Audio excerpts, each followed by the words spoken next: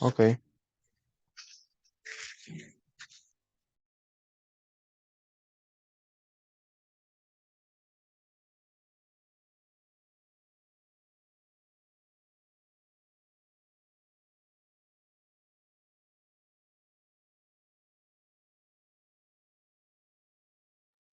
Compañera Dayan, Ana, usted inicia la... Yo soy la segunda. Ok. Entonces la compañera, permítame, deje de estar grabando, por favor. Voy a dejar de estar grabando ahorita, permítame. Comenzar a grabar.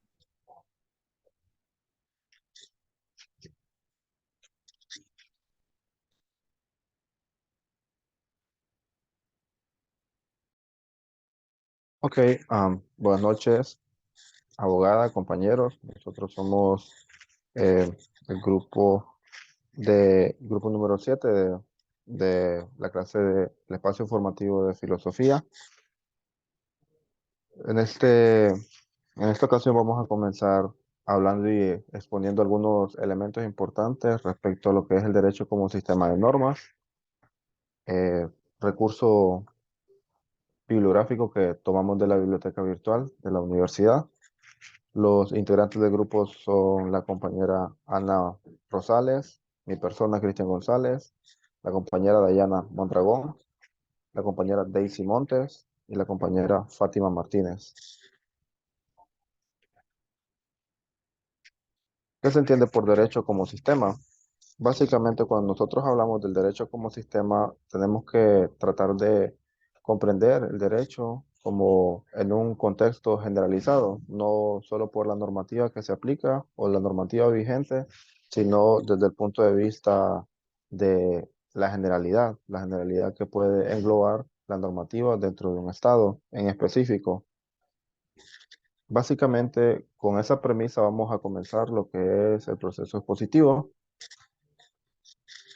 De acuerdo con la noción básica, una noción básica del sistema se puede entender como un conjunto no vacío de elementos los cuales subsisten alguna relación y aún es posible marcar los derechos positivos contemporáneos dentro del llamado Estado moderno del derecho.